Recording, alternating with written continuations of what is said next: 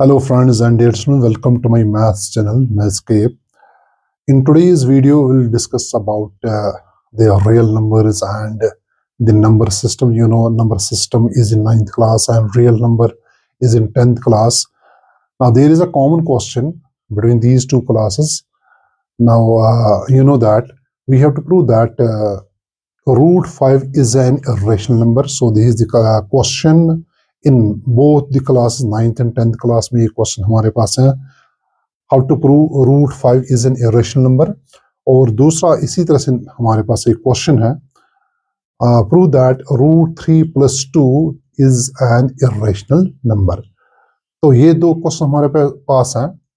These are very important questions and I will show I'm using the unique method how to show root 5 is an irrational number।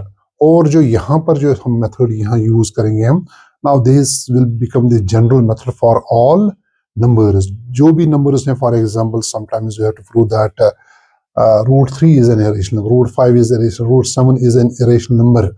तो जो ये method है तो हर एक number के लिए सुटेबल रहेगा। So let us start। तो सबसे पहले हम since we have to prove that this root 5 is an irrational number, तो हम इसको ये सपोज करेंगे it is not an irrational number, it is a rational number। तो सॉल्यूशन में सबसे पहले हम ये लिखेंगे इसको let's suppose that root 5 is a rational number। So if it is a rational number तो यहाँ पर therefore let root 5 is equal to P divided by Q। So you know that any rational number can be represented by or in the form of P by Q। So where P comma Q belongs to integers are denoted by Z, and you know that Q cannot be equal to 0। Also हम ये suppose करेंगे जो P and Q हैं एक को prime numbers हैं। Also let P comma Q are co-prime numbers। तो you must know about the co-prime numbers. तो चले मैं यहाँ पर आपको कहूँगा co-prime numbers are those numbers which are having the SCF 1, जिनका SCF 1 होता है या कॉमन फैक्टर 1 होता है, उनको हम कहते हैं को-प्राइम नंबर्स। तो after that now root 5 is equal to P divide by Q। तो यहाँ से हम प्रोसेस होगा स्टार्ट। तो सबसे पहले क्या करेंगे हम द फर्स्ट स्टेप, तो यहां पर हम करेंगे इसको squaring both sides we get. तो स्क्वायरिंग क्यों करेंगे, you know that square and root will be cancelled here. तो यहां पर बनेगा root 5 square is equal to P divide by Q whole square. Now this square and this root can be cancelled here। So now we'll get here 5 is equal to P divided by Q whole square। Now this is the first question here। तो यहां से हम start करेंगे, ये देखेंगे हम जो इसका लेफ्ट हैंड साइड इक्वेशन कहा, ये तो आपको पता है दिस इज इंटीजर हियर। तो जो P डिवाइड बाई Q है होल स्क्वायर, ये कौन सा नंबर है, क्या ये इंटीजर है या रेशनल नंबर है या नॉन इंटीजर है। तो will use the contradictory method to prove that this root 5 is an irrational number. तो यहां पर हम क्या करेंगे, आगे बढ़ेंगे इस क्वेश्चन के लिए हम। तो यहां पर आप देखिए, आप जैसे here 5 belongs to Z। 5 is an integer, आपको पता है। whereas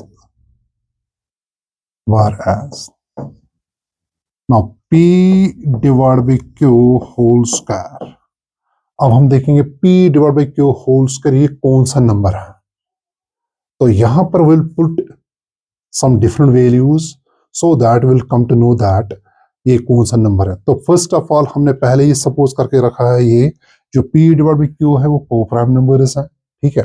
तो आफ्टर दैट हम क्या करेंगे, हम तो सबसे पहले मैं यहाँ पर इसका वैल्यू दूंगा। फॉर एग्जांपल इफ मैं लिखूंगा यहाँ if p divide by q is equal to 1, अगर हम इसको रखेंगे इसका 1 क्या है, तो ना p divide by q whole square बनेगा 1 स्क्वायर, तो यहां पर लिखेंगे हम so therefore p divided by q whole square, now it becomes 1 square, so that is equal to 1 here. Next thing, अगर हम रखेंगे p divided by q, चलिए हम रखेंगे now since the first question we are having it is equal to what 5, जो p divided by q ऐसा number है जिसको हम जब स्क्वायर देते हैं वो बनता है 5। अब हम वही नंबर देखेंगे जो p divided by q है ये कौन सा नंबर है, ठीक है। तो 1 दिया तो 1 से तो 1 ही है। चलिए अगर हम 2 देंगे 2 स्क्वायर बनेगा क्या, इट बिकम्स 4, तो नॉट इक्वल टू 5, तो 4 इज लेस देन 5, तो यहां पर हम देंगे इसको 3 देंगे हम इज इक्वल टू 3, तो therefore p divide by q whole square, so that is equal to 3 square is equal to 9। तो इसका मतलब ये आता है जो p डिवाइड बाई q है वो एक ऐसा नंबर है जो लाई करता है बिटवीन 1 एंड 9 के दरमियान, कोई भी नंबर होगा, सॉरी दिस 1 और 9 के बराबर या 1 और 3, अगर स्क्वायर में देंगे तो 1 और 9 के बीच में, अगर स्क्वायर विदाउट स्क्वायर तो उसका जो वैल्यू होगा वो 1 और 3 के दरमियान। So it will implies that जो p डिवाइड बाई q है, p divide by q lies between p divide by q whole square लिखेंगे हम साथ। अब p divide by q whole square ये कौन सा नंबर होगा जब हम उसको स्क्वायर देंगे, now it lies between what, it lies between 1 and 3, it lies between 1 and 3, क्योंकि जब हम 1 का स्क्वायर देंगे वो बनता है 1, एंड जब हम 2 का दिस सॉरी 3 का स्क्वायर देते हैं वो बनता है 9। सो दैट मीन्स जो इन दो के दरमियान जो नंबर होगा वो नंबर जो that will be equal to what here 4। Now you know that between 1 and 3 के दरमियान 2 है, 2 नंबर आता है, जो 2 का स्क्वायर बनता है वो 4 बनता है। सो दैट मीन्स जो यहां पर है इसका जो स्क्वायर वो होगा 2 point something, 2 point something. So that mean जो p डिवाइड बाई q होगा ये कौन सा नंबर होगा, ये कोई एक डेसिमल नंबर होगा जिनका वैल्यू क्या होगा, जिसका वैल्यू होगा ग्रेटर देन 2, ठीक है। तो यहां से इससे ये बात हमें साबित ये हो गई, इट फर्दर इंप्लाइज दैट जो q यहां पर हमारे पास है जो इसका डिनोमिनेटर है, it must be greater than what, it must be greater than 2, ये 2 से बड़ा होगा। Now you just see here, यहां पर इस क्वेश्चन में जो p divide by q whole square है, ठीक है, हमें ये जानना है ये कौन सा नंबर है। जब हमने स्क्वायर दिया, जब हमने इसका वैल्यू रखा 1 वो 1 ही आता, जब हमने इसका वैल्यू 3 रखा वो 9 आता, तो दैट मीन जो p डिवाइड बाई q है, p डिवाइड बाई q है, इसका जो वैल्यू आता है वो बनता है क्या 1 और 3 का स्क्वायर के बदले इसके दरमियान तो 2 है, सो 2 स्क्वायर क्या बनता है 4 बनता है विच इज लेस देन 5। तो दैट मीन्स जो यहाँ पर p और q होगा वो होगा greater than 2, greater than but less than 3 होगा। So that means greater than 2 but less than 3 में खाली डेसिमल नंबर्स आते हैं। तो इससे ये भी बात साबित होगी जो q का वैल्यू होगा ग्रेटर देन 2 होगा। How it can be greater than 2, क्योंकि कोई भी जो डेसिमल नंबर होगा अगर उसका डिनोमिनेटर 1 होगा तो वो इंटीजर बनता है, अगर इसका वैल्यू होगा ग्रेटर देन 2 तो उसमें हमारे पास क्या है, उसमें चांस है या पॉसिबिलिटी वो एक डेसिमल नंबर हो सकता है। अब now we can define now what is the value of p and q whole square, अब कौन सा नंबर हमारे पास है। तो सबसे पहले ये क्या है, सबसे पहले ये जो p divide by q whole square है, हमने ये सपोज किया था p and q are coprime number, इनमें कोई कॉमन फैक्टर है ही नहीं। उसके बाद हमने a 1 दिया as you can see on the board. Now from all these assumptions and procedure we come to know that this p divided by q whole square is a decimal number, एक decimal number है। तो यहां पर हम लिखेंगे so therefore from above conclusions, we see that P divided by Q whole square is a not is a non-integer number. Non-integer means a decimal number.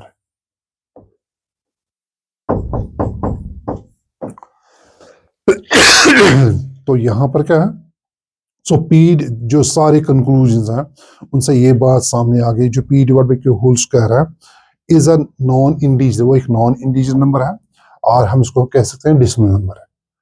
तो but you know that जो हमने पहली इक्वेशन रखी थी, but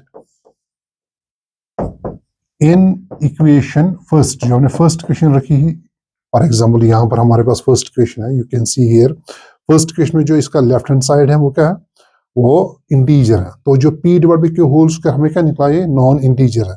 तो यहाँ पर एक कंट्रोडक्शन आया, तो यहाँ पर लेकिन but in equation first LHS is an integer number,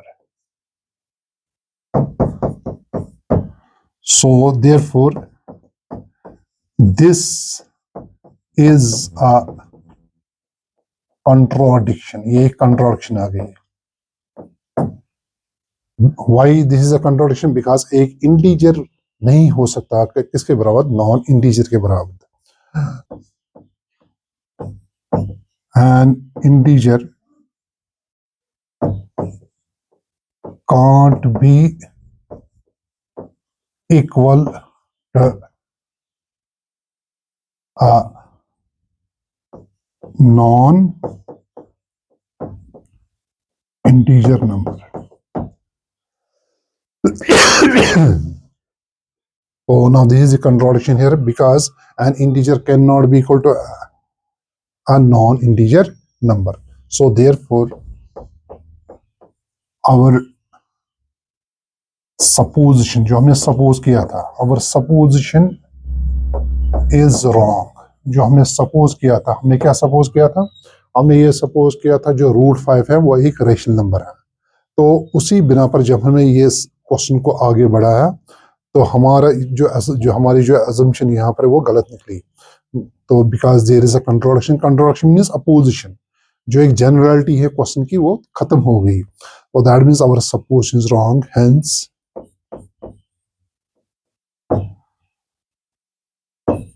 √5 is an irrational number. So that is all for this question.